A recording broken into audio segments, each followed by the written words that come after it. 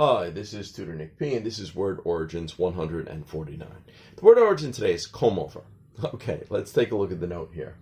If someone refers to the action of a combover, he or she is referring to a particular manner or way of combing one's hair in an attempt to try to hide baldness, especially a case of a serious receding hairline. Yeah, that's usually typically the way a lot of men may go bald. If they start to go bald right in the center of their head and then it slowly moves back, where they usually keep hair on the sides of their head. That's usually referred to as a receding hairline. Okay, let's continue here. Usually a man will allow the hair on the side, or at least on one side, of his head to grow very, very long. Okay. So he can try to comb it completely over the large bald spot caused by the receding hairline. So he'll let it grow like long hair, for example, and then he'll try to lift it up and comb it over. So it'll cover the top of the head, and maybe no one will see the bald spot. At least that's what the idea is behind it. So that's what we mean by comb over. All right, let's continue. So even though men have been trying to use this method for hundreds or even thousands of years, the term did not become popular until around the 1980s. One can easily see how the word was formed.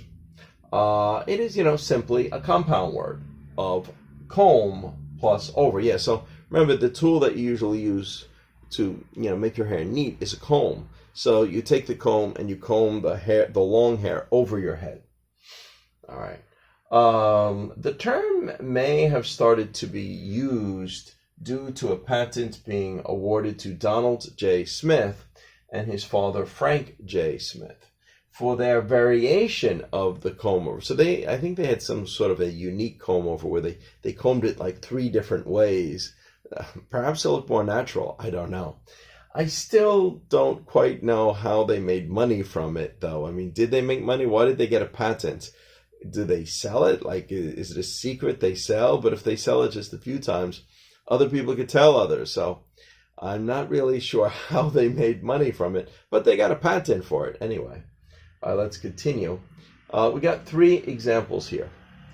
Here's the first example. One of the earliest known comb-overs was practiced by Julius Caesar. Yeah, if you ever see any old statues of him, it really looks like he does use a comb-over, or he did. Number 2, former Republican senator and presidential candidate John McCain also used a comb-over to cover his head.